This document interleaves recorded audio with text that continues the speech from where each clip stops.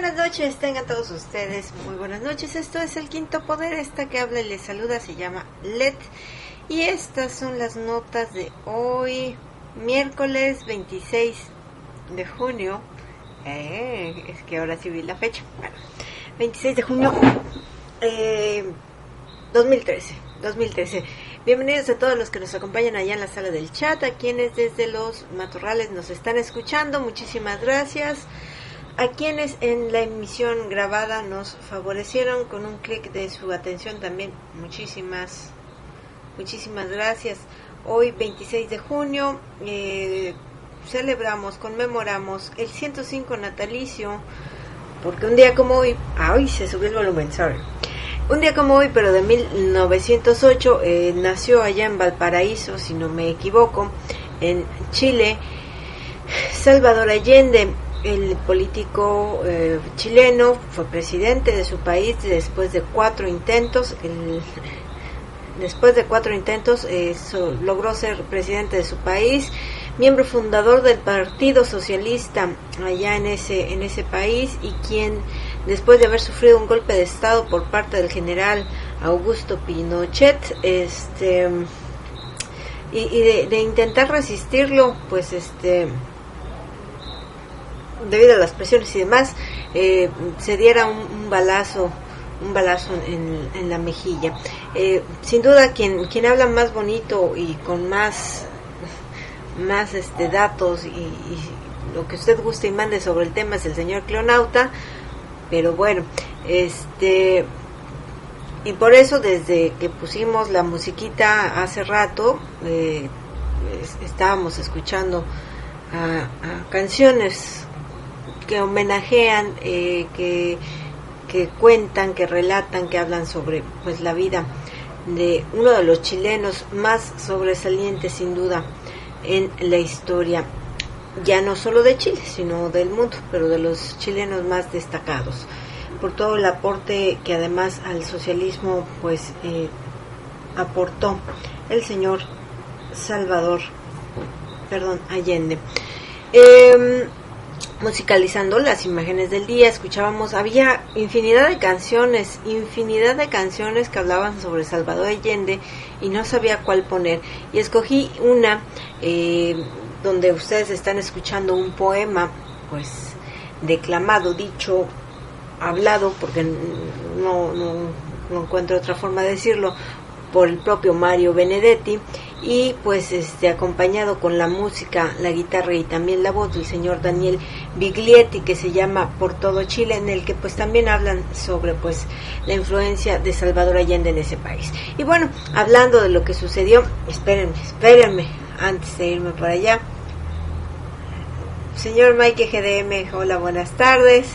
¿Qué hubo con Ebrard? Sí, antes de todo esto estuvimos retransmitiendo la entrevista que Verónica Velasco, ese es el nombre de la reportera, de la periodista que estuvo entrevistando al señor Marcelo Ebrard allá desde Revolución 3.0, una entrevista bastante interesante, sí, en lo que el contenido que él da, que es un poco reafirmar pues tanto la postura que a través de la carta convocatoria esta en la que pide a Carlos Salinas a través de Enrique Peña Nieto, pide una audiencia, un debate acerca del tema de la reforma energética, junto con por los tweets donde hablaba de la influencia y el papel que debería de tomar el PRD y el presidente del PRD en torno a ese tema. Es un poquito reafirmarlo. Por ahí le preguntaron pues que si va a querer la presidencia del PRD, abiertamente dijo que sí. Pues le está tirando a ello porque es el escaparate, es la vitrina que él necesita para llegar pues con algo de fuerza hacia el 2018. Le preguntaron si participaría en algunas movilizaciones convocadas por movimientos en defensa del petróleo, y no quiso contestar, la evadió, respondió que los frentes populares se componen no nada más de estas cuestiones, bla bla bla, le dio vueltas, interpretamos su respuesta como que, pues por supuesto que no, lo suyo no es la calle. Para eso está el señor Andrés Manuel López Obrador, algo así dijo. Dice el señor Mike GDM, Brad quiere salir en la foto, ya está haciendo sus pininos para el 2018. Sí, en efecto. Y bueno, saludamos al señor Frijol que andaba por ahí, al señor Alejandro Madrigal, al señor Césare. Hola, buenas noches, ¿cómo estás? Muy buenas noches, Césare. En fin, y regresamos con Césare. Ya, regresamos con lo que está sucediendo. Y vean ustedes, les dejo unas imágenes. Esto está sucediendo, digo, si la imagen logra pasar, ahí está. Esto está sucediendo o sucedió el día de hoy, pues teniendo como marco el 105 natalicio del señor Salvador Allende, personaje icónico de la oposición, del socialismo allá en Chile. Bueno, pues teniendo como marco esta cuestión y pues también con los antecedentes de la lucha estudiantil chilena por la búsqueda de una educación gratuita, el día de hoy, se volvió a subir mi voz, ahí está. El día de hoy fue convocado allá en Santiago de Chile y otras ciudades también, no nada más allá en Santiago, movilizaciones por parte de estudiantes. La Federación de Estudiantes Chilenos, la FECH, convocó a estudiantes universitarios. Sin embargo, no nada más participaron en estas movilizaciones estudiantes, participaron también obviamente organizaciones civiles, pues quien usted quiera imaginarse, pero lo interesante es que se suman en forma de paro. Por lo menos el día de hoy fue un paro nacional. Se sumaron mineras y se sumaron ¿cómo se llaman? Los puertos, trabajadores portuarios. El día de hoy, todo Chile sufrió un paro nacional importante. Si no fue al 100%, sí fue en gran medida. Las mineras, que además usted sabe, Santiago, yo sigo con Santiago, ya Eduardo, salte de mi mente, por Dios. Chile, usted sabe, es uno de los países que en cuestión de producción minera, sobre todo lo que refiere a cobre, pues es uno de los principales productores. De hecho, para Chile es el cobre lo que para México es el petróleo. Entonces es su oro cobalto, perdón, se me fue, ¿qué color es el cobre? Tiene un nombre el color del cobre, pero bueno,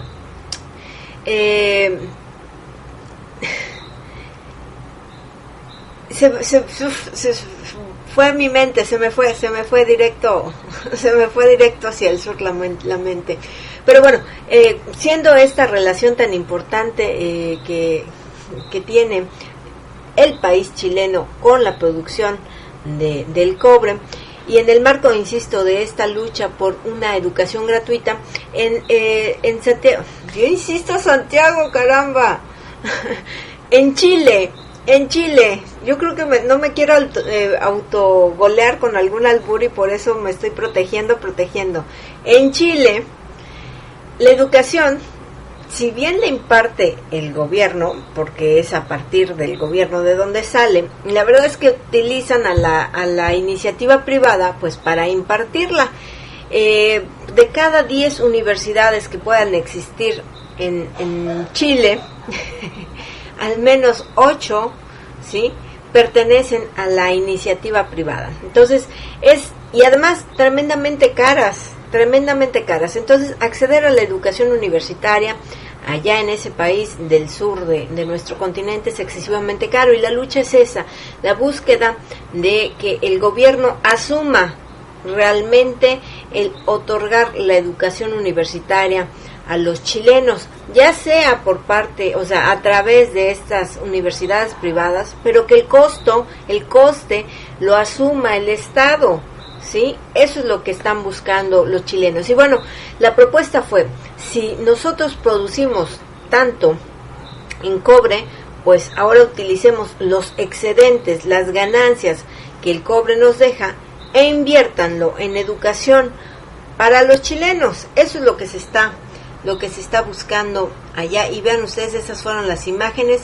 A mí lo que más me sorprendió de lo que ocurrió el día de hoy fue precisamente eso, que no fue nada más estudiantes y maestros los que participaron, que hubo bloqueos, sí, a avenidas, hubo bloqueos en carreteras, hubo tal cual una paralización en comercios, tomaron algunas instituciones como una secretaría de pensiones, vaya, hubo una movilización realmente amplia.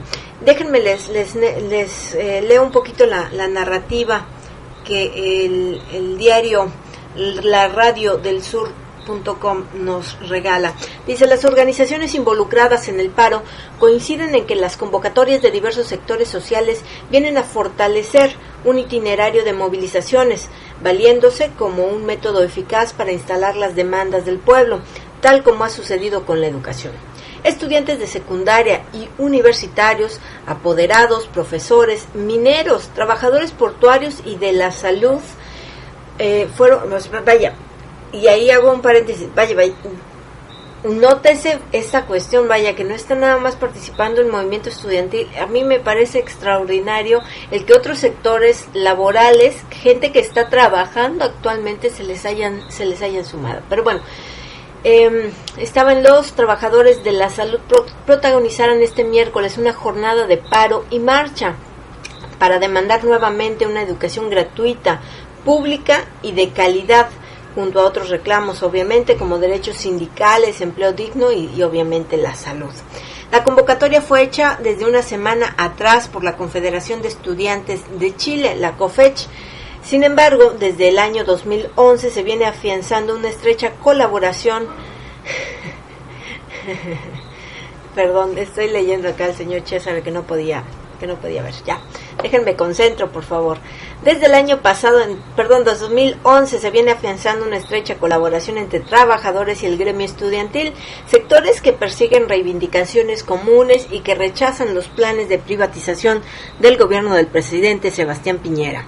Para la jornada de esta semana se sumaron además la Unión Nacional de Trabajadores Portuarios, el Colegio de Profesores, la Confederación de Trabajadores del Cobre, la Central Unitaria de Trabajadores, la Coordinadora Nacional de Estudiantes Secundarios, la Asamblea Coordinadora de Estudiantes Secundarios y entre otros, es que aquí lo repitieron, es una la Asamblea y otra es la Coordinadora, digo, por si no se entendió, entre otros sectores del país. El presidente de la CONFECH, que es la Confederación de Estudiantes Chilenos, Andrés Filbaum, afirmó que la transversalidad de los movimientos que se adhirieron a la marcha demuestra que el tema de la educación afecta a toda la sociedad.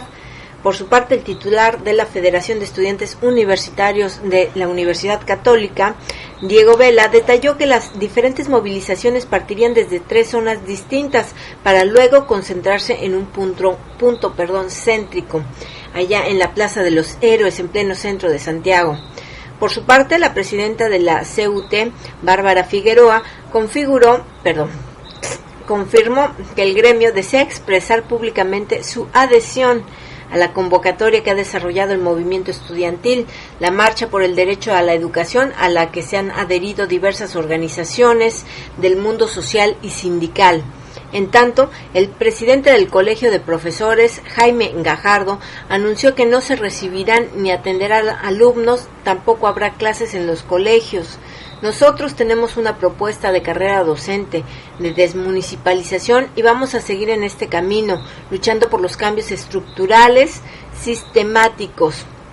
Asimismo, el titular de la CTC, que es la de los mineros, la de los trabajadores del cobre, Cristian Cuevas, señaló que la Confederación está tomando medidas en los distintos asentamientos mineros para que la adhesión se exprese en las más diversas formas, bajo el llamado nacional que estamos haciendo todos los trabajadores al movimiento social a sumarse a esta jornada como paso previo al paro nacional convocado por la CUT el 11 de julio. Es decir, todo esto que el día de hoy están ustedes viendo en imágenes es el previo a un paro que realmente se prevé como un paro nacional este próximo 11 de julio. Este fue nada más el ensayo.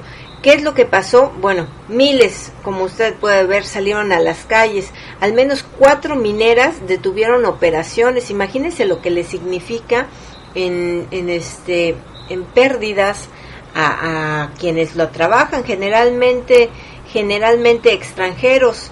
Hay que tomar en cuenta o considerar que la cuestión minera en Chile tiene un gran porcentaje de inversión extranjera, entonces bueno, sí le afecta a la inversión privada también esta cuestión. Y bueno, fueron 4 mineras al menos que detuvieron trabajo hoy, al menos creo que fueron 5 o 6 también hace puertos que sus trabajadores detuvieron los trabajos por el día de hoy. No hubo universidades, no hubo secundarias, y bueno, por secundarias nos referimos a lo que nosotros entendemos como preparatorias. Tampoco hubo clases con algunas escuelas primarias y demás. El resultado al final, pues hubo enfrentamientos. Ustedes saben que allá los carabineros pues no se andan con medias tintas y se van con todo, y bueno, al menos 10 estudiantes fueron detenidos el miércoles, el día de hoy, por la represión de la policía militar en el marco del paro nacional, en el que exigen al gobierno de Sebastián Piñera mejoras en la calidad y la gratuidad, sobre todo la gratuidad de la educación. Informan que el intendente de Santiago, Juan Peribonio, fue a poner un recurso contra las personas detenidas en la mañana, lo que confirma de alguna manera que ya empezó tal cual la represión. Junto a los estudiantes se encuentran integrantes de colectivos sociales y trabajadores del sector portuario y minero, quienes desde temprano en la mañana pues realizaron barricadas y cortes en las calles para pues mostrar su descontento social. Y por ahí de entre las imágenes que les están pasando hay el cómo se bloquearon las calles. Fueron al menos 4 cortes estratégicos que pusieron en jaque completamente la ciudad de Santiago. Además de la educación gratuita, exigen la renacionalización del cobre, mientras aquí nuestro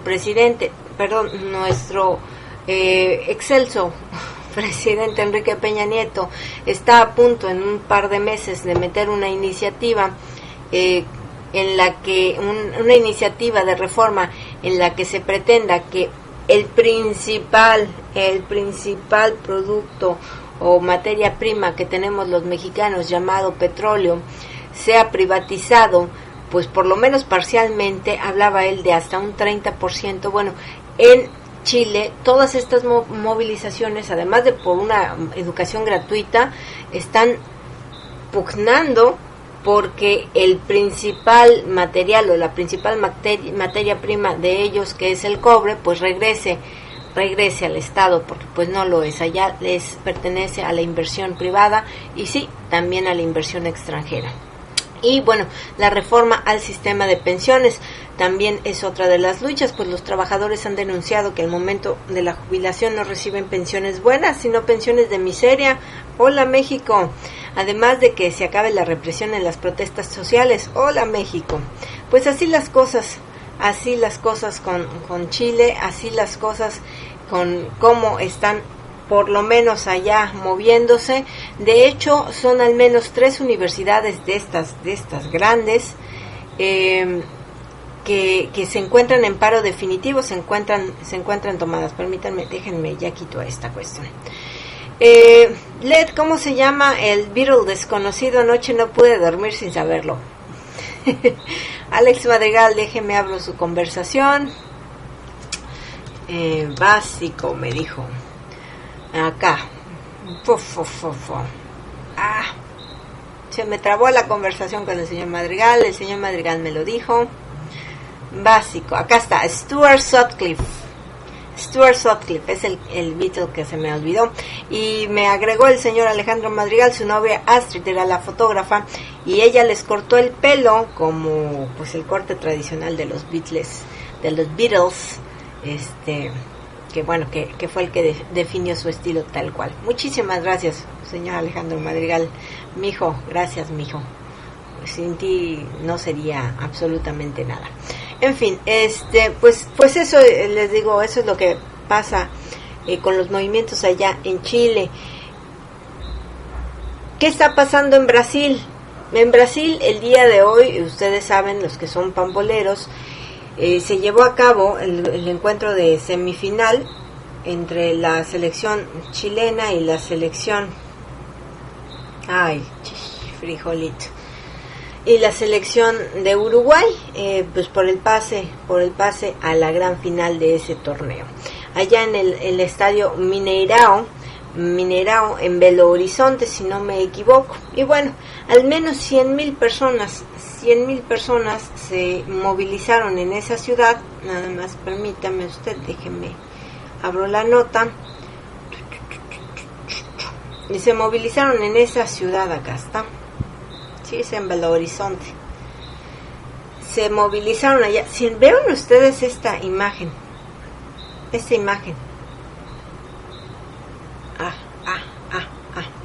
Vean ustedes la calle, todo esto. 100,000 personas allá en Belo Horizonte con rumbo o con destino allá el estadio Mineirao, donde se iba a llevar a cabo este partido, y continúan las protestas. Evidentemente, como ya hemos visto en otras ocasiones, pues fueron replegados por grupos de policías estatales, vean ustedes, con gases lacrimógenos. Se armó de nuevo una fiesta. La fiesta continúan de protestas. Anoche incluso o unos cientos también de brasileños, pero en otra localidad que se llama no la tengo por acá. La tengo publicada, pero no la tengo por acá.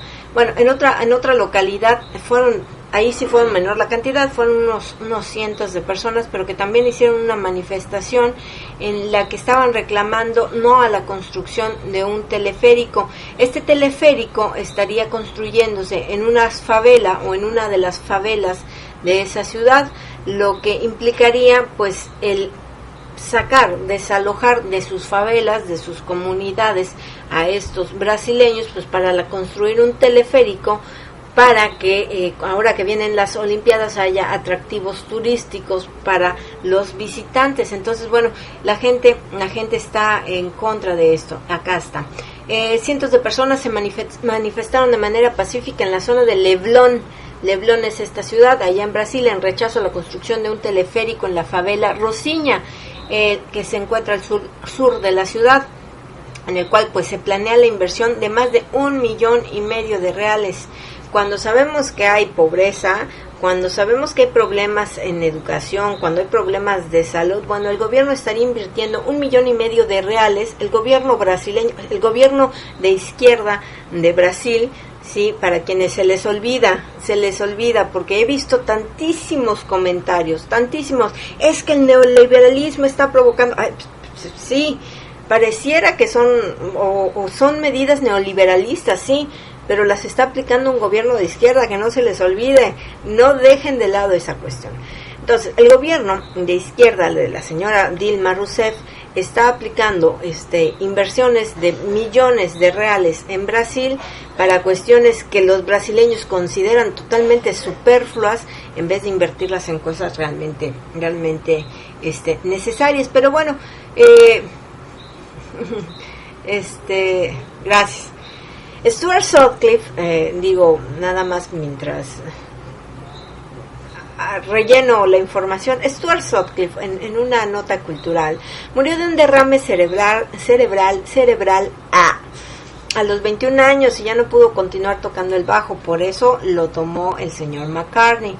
Pero yo había escuchado que de hecho ya se conocían el señor McCartney y el señor Sutcliffe, y que el señor McCartney le tenía envidia de la buena al señor Stuart Sutcliffe, que porque Sutcliffe y John Lennon eran así amiguitos de uña y mugre, así como usted y yo, mijo, y que por eso que le tenía envidiecita el señor McCartney. Entonces, bueno, eso lo escuché yo en una infografía que hicieron sobre él. Pero bueno, así las cosas en Brasil, pero están sirviendo realmente. Les decía yo nada más quiero leer lo que dijo el señor Vampire Cruz dice, Piñera es como una mala mezcla entre Slim, Pinochet y Peña Nieto. Ay, ¿cuál es el color del cobre? Gracias. Sí, sería bueno que alguien me ayudara con eso, por favor. Dice, no mientas, Led, esa gente está pidiendo la liberación del preso político. Andrés Granier, no seas mamón, por favor. Se me olvidó lo que les iba a decir.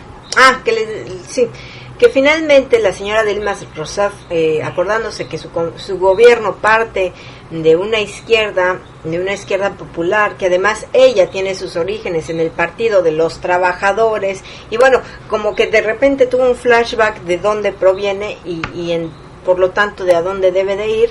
Bueno, se reunió con su gabinete, se puso a trabajar y creó un pacto de 5 puntos con el que pues pretende dar respuesta puntual y dar por terminadas las manifestaciones. Lo presentó hace un par de días, sin embargo, bueno, estamos viendo que las manifestaciones continúan, por lo tanto, pues al parecer los movimientos pues no están conformes con esta solución que está brindando o estaría brindando la señora Dilma Rousseff. ¿Cuál es una de las principales desventajas o trabas que se encuentra la señora Dilma Rousseff? La señora Dilma Rousseff, aunque pretenda dar una respuesta pronta hacia los movimientos o acercarse hacia los movimientos para saber exactamente qué es lo que pretenden o qué es lo que quieren o con qué dejarían las calles, el problema es que estas manifestaciones surgieron literalmente de una convocatoria. Ay, hay un bicho.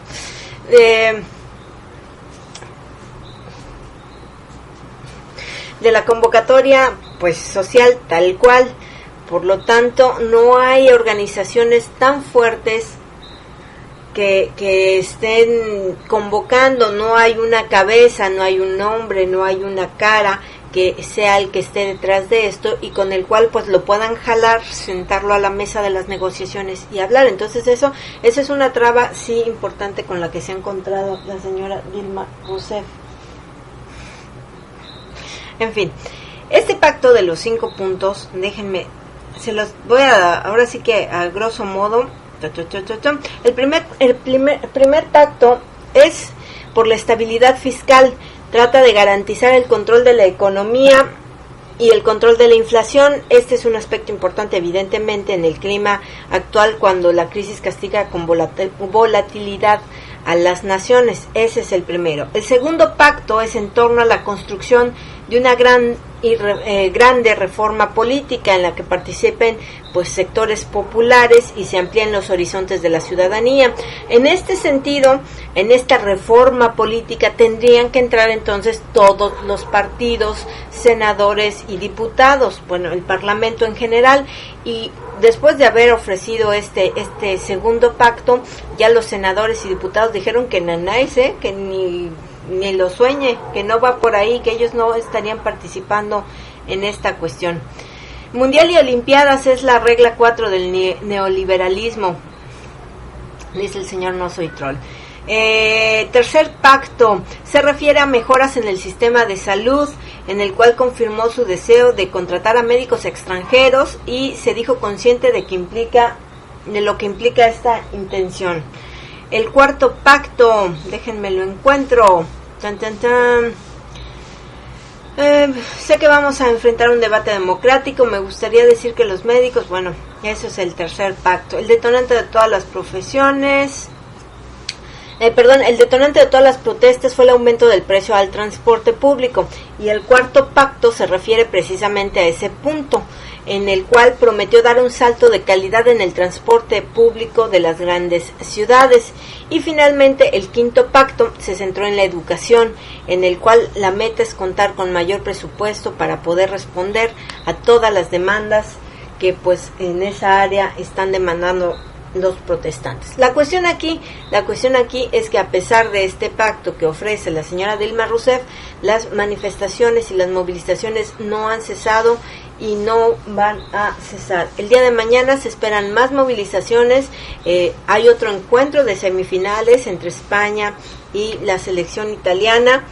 y estaremos esperando ya el fin de semana, sábado, domingo, si no me equivoco y si no alguien que me corrija, la gran final que pues presuponemos será España-Brasil, donde en el Maracaná seguramente se van a armar los maracanazos. Van a estar de a peso las protestas en esa cuestión. En fin, eso es lo que sucede en Brasil, eso es lo que sucede en Chile.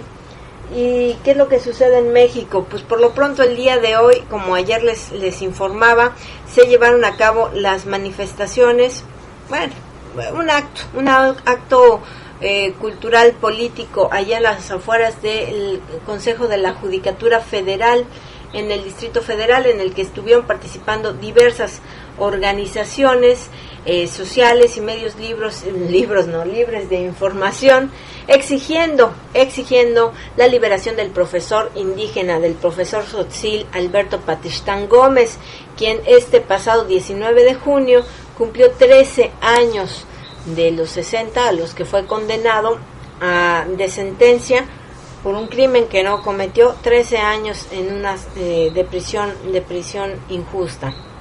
Bueno, Ignacio del Valle, que es uno de los ejidatarios de San Salvador Atenco que se opusieron a la construcción del aeropuerto en sus tierras, vía telefónica agradeció la resistencia del profesor indígena por su ejemplo de dignidad. Martín Esparza, Martín Esparza, que a mí me cae muy mal ese señor charrito, dirigente charro, pero que pues muchos están endiosados con él. Bueno, dio un mensaje por escrito que envió al mitin, ni siquiera tuvo la decencia de pararse por ahí. No, él a lo mejor tenía muchas cosas que hacer, discúlpenlo. Destacó que a todos los luchadores sociales que están libres les corresponde exigir el retorno a la comunidad del bosque Apatistán, el bosque allá en Chiapas. Integrantes de la sociedad civil de las abejas también demandaron justicia para el profesor indígena y denunciaron que su colonia allá en Puebla es atacada por los paramilitares que fueron liberados por las autoridades. El mitin que se realizó en esa zona del Consejo de la Judicatura, pues también estuvo confluido, fue asistido por personas de la sociedad civil, por el hijo del profesor Patistán y pues por quienes forman los comités pro liberen a el señor Patistán, a quien yo les he dicho le tengo harta admiración, no solo por estar purgando una condena a la que fue condenado injustamente, sino porque a pesar de ello su trabajo como luchador social continúa desde dentro de la cárcel. Entonces, híjole, de verdad que si me preguntaran a personajes que admiro, definitivamente en mi lista está el señor Alberto Patistán, y voy a ser muy feliz si un día la vida nos permite a través del colectivo IC traerlo por acá. De verdad voy a ser muy muy feliz. Denme un segundito, cambio la imagen. Ahí está. Esas fueron las imágenes de lo que sucedió allá afuera del Consejo de la Judicatura. Y mientras esto ocurría por allá, me está poniendo muy nerviosa ese bicho que anda por ahí, porque además está así giganto. Es que dejé la ventana abierta, pero bueno. Policías de la Secretaría de Seguridad Ciudadana, sí, allá de esos del Estado de México. ¿Se acuerdan ustedes que ayer, si no me equivoco, anteayer les platicaba que la coordinadora regional de las policías comunitarias, no la crack, no la que tiene 17 años de existencia, sino la que se formó el pasado 2 de diciembre allá en Guerrero? Bueno, esta coordinadora regional de policías comunitarias inició una gira en el interior de la República, donde llevaban su voz hablando de pues lo que hacen, sus fundamentos, sus objetivos. Cállate, Alejandro Madrigal. Ya no me voy a poder concentrar. Bueno, platicando de sus objetivos, de lo que sus fundamentos, quienes lo integran, vaya, llevando su voz a otros estados, pues para si se van a formar otras policías comunitarias, pues tengan la experiencia pues de ellos. Bueno, cuando llegan allá al Estado de México se encuentran con unas cuestiones tremendas, sobre todo cuando llegaron a Netzahualcóyotl, donde pues fueron intimidados y hostigados por elementos de la Secretaría de Seguridad Ciudadana del Estado de México, revisados, les pidieron nombres, les leía yo ya toda la serie de violaciones y vejaciones, insultos, además de llamarlos indios, patarrajadas, ustedes que hacen aquí, no están en su rancho. Ya saben que la gente de la ciudad son tan superiores a quienes vivimos en provincia, que pues sí, ¿verdad? En fin, esa es la cuestión.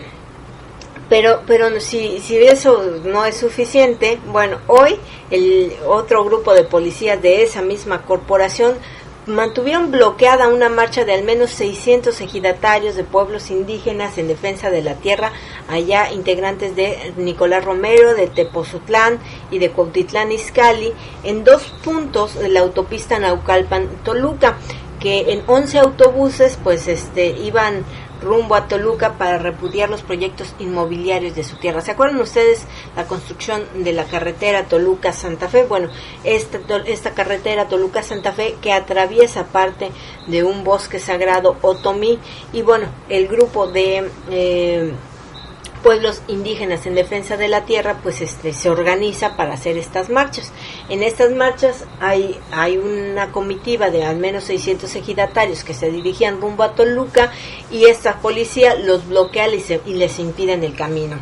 Los policías ingresaron a la autopista federal y desplegaron sus patrullas en 2 puntos, uno a la altura de la caseta Nicolás Romero y la otra en la caseta Lechería La Venta, donde tienen detenidas las unidades de los manifestantes. Eso fue más o menos por ahí de la 1:30 de la tarde. Ingresaron a zona federal para frenar nuestra trayectoria y están violando nuestro derecho de manifestación. Eso lo dijo Genaro Roa, uno de los manifestantes, quien dijo temer un desalojo violento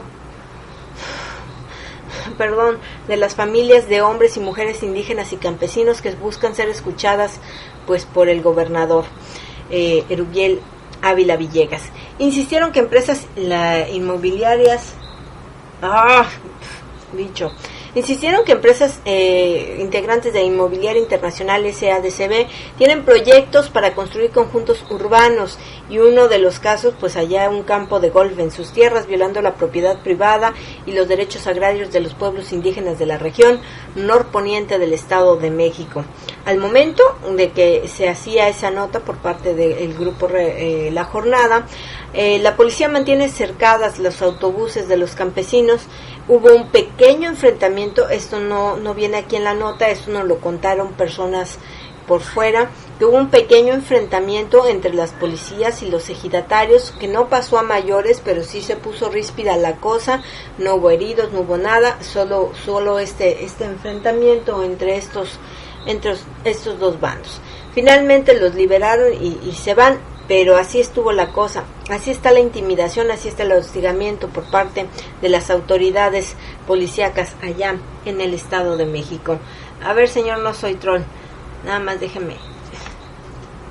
Dice, es que no lo alcanzo a leer, déjeme hago más grande esto.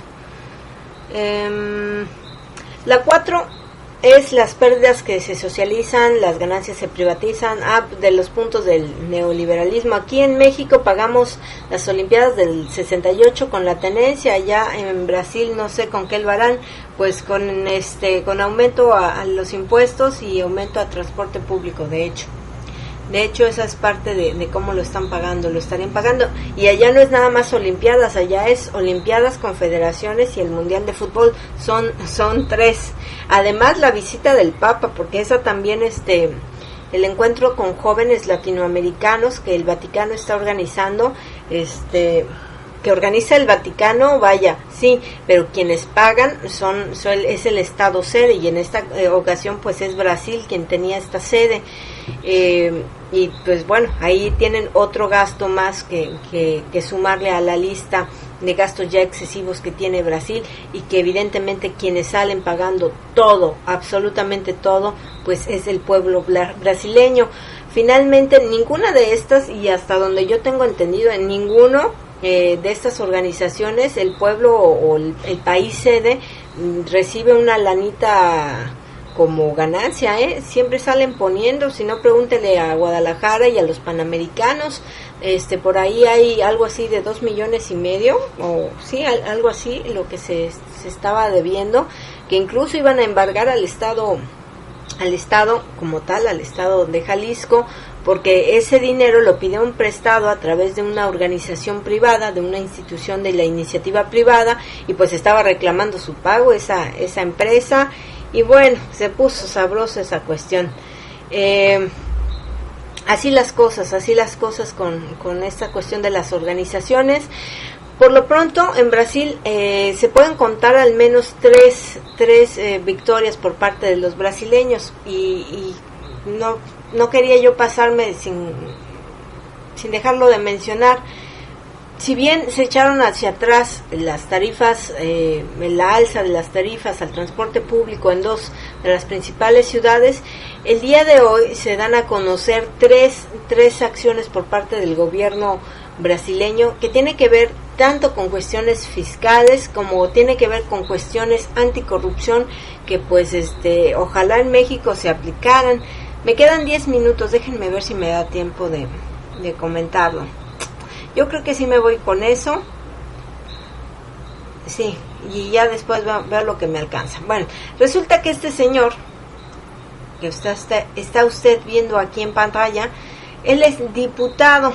Se llama Natán Donadón, así se llama. No me vea usted a mí feo, así se llama. Y nada más déjenme, abro la nota. Acá. Y bueno, el día de hoy el Supremo Tribunal, o el Pleno de Justicia, que sería como la Suprema Corte de Justicia de la Nación, pero el equivalente allá en Brasil, dictaminó o decidió en una votación de 8 votos contra 1 la detención inmediata de este congresista, de este diputado Natán Donadón. Él fue acusado en 2010 por actos de corrupción y fue condenado a 13 años, 4 meses y 10 días de prisión en régimen cerrado por los delitos de peculado, que es un delito, pues usted sabe, cometido por funcionarios públicos contra la administración, además de conspiración. Bueno, pues él estaba, digamos que su caso, después de haber sido sentenciado a 13 años, pues lo llevaron hasta la Suprema Corte de Justicia de la Nación. Y bueno, finalmente el día de hoy decide esta Suprema Corte de Justicia de la Nación de que pues no iban a proteger a este diputado, y ordenaron la inmediata detención de él para que cumpla su sentencia. Entonces, y además este diputado está en activo. Actualmente pertenece al Congreso activo, o sea, no es un exdiputado, no, pertenece actualmente al Congreso allá, al Parlamento brasileño. Entonces, pues imagínese usted, tal vez sí, tal vez no, pero esta serie de movilizaciones que además tienen que ver protestar contra la corrupción de los políticos brasileños, porque también allá se cuecen habas. Usted va a decir allá muy de izquierda, sí, pero también hay políticos corruptos. Bueno, tiene que ver con ese darte esa respuesta hacia estas movilizaciones. Natán Donadón será el primer diputado en cargo, o sea, actualmente en activo, que sea arrestado por la Constitución o por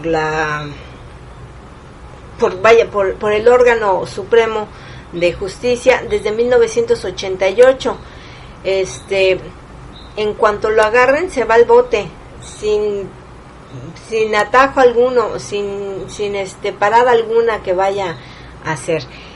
Así las cosas, tras años de bloqueo, la Cámara de Diputados aprobó también entre otras de las victorias que podemos asumirle o que podemos decir que estas movilizaciones han tenido, si bien pues presionar un poquito a esta Suprema Corte para que no diera su protección al diputado, también ha habido otros pequeños triunfos. Tras años de bloqueo, la Cámara de Diputados aprobó hoy destinar el 75% de los impuestos que las compañías pagan al Estado por conceptos de producción de petróleo, es decir, el 75% que pagan a la inversión privada que tiene su inversión en Petrobras, pues a la educación, y el 25% restante en sanidad. Es decir, a ver, en petróleo, Petrobras tiene cierta inversión privada, ¿sí?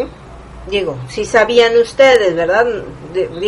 Sí sabían que Brasil, que tiene un gobierno de izquierda, el petróleo lo tiene también privatizado. Por lo menos tiene entre el 38 y 40% de inversión privada. Bueno, las compañías que tienen su inversión en el petróleo, pues pagan impuestos. Bueno, esos impuestos que paguen estas compañías, el 75% se estará destinando a educación y el 25% a sanidad. Estos son logros que se obtienen a través de las movilizaciones y de los pactos que la señora Dilma Rousseff había dicho. El otro de los logros que se podrían decir que han tenido con estas movilizaciones es que el Congreso rechazó por amplia mayoría una enmienda constitucional que limitaba el poder de la Fiscalía para investigar delitos de desvíos de fondos públicos, aumentando así la impunidad de corruptos. Es decir,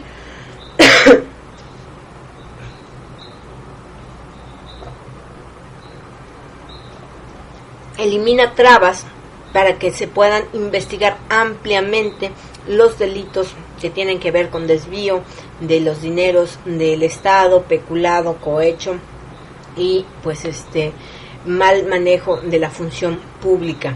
Elimina trabas para las fiscalías, da manga ancha, y con eso pues se presupone o estaríamos esperando que las autoridades que se dedican a la investigación de estos delitos pues tengan más armas para llegar a aquellos funcionarios corruptos que pues están ordeñando a la vaca gorda de Brasil y dejan pues a los brasileños en un petate. Tres pequeños, grandes logros que evidentemente las movilizaciones están logrando en Brasil. ¿Cuál es la diferencia con México? No solo que en México no se han logrado estas tremendas movilizaciones. Sí, tuvimos 5 o 7 megamarchas contra Peña Nieto, pero ninguna de ellas fue una megamarcha como las movilizaciones que se realizaron acá. Veíamos más de 1.100.000 personas en las calles, literalmente 1,5 millones. Bueno, no llegaron a 1,5 millones, 1 millón de personas en las calles, en un país sí ciertamente más grande que México, pero 1 millón de personas en las calles exigiendo pues estas cuestiones, pero que además se pusieron violentos y demás. La diferencia no es solo en esta cuestión de la cantidad de personas que salen a las calles a reclamar derechos, la cohesión, porque además, insisto, en estas movilizaciones, si bien se adherieron algunas organizaciones de izquierda, algunos partidos de izquierda, e incluso pues decían que por ahí no, es que la derecha está infiltrada y está manejando para querer desestabilizar al gobierno de Dilma Rousseff. No es cierto. Esta organización nace de la pura iniciativa de los ciudadanos, cuestión que aquí en México pues no, muy difícilmente sale.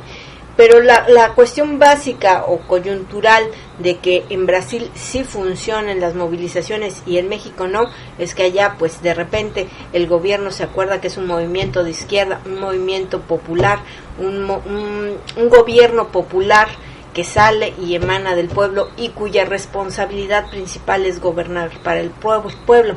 Aquí en México le vale madre al PRI, así de fácil, le vale madre, pueden deshacerse en las calles lo que quieran, ellos harán lo que quieran. Entonces esa es una de las principales diferencias. Bien por el pueblo brasileño.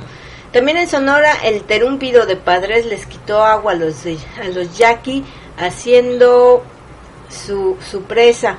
Fíjate que que he hablado con gente del movimiento de Anti-Peña Nieto allá en Sonora sobre el novillo, y parece ser que quienes están movilizando tanto a los yaquis como a la gente que está en contra del novillo son priistas, que son priistas, que además están utilizando esta cuestión del acueducto pues para desestabilizar el gobierno panista. Y quien me lo cuenta es un amloísta. Entonces, híjole, ciertamente me lo platica, lo escucho y tal, pero pues el que sabe más cómo están las cosas es la persona que me lo platica, ¿no?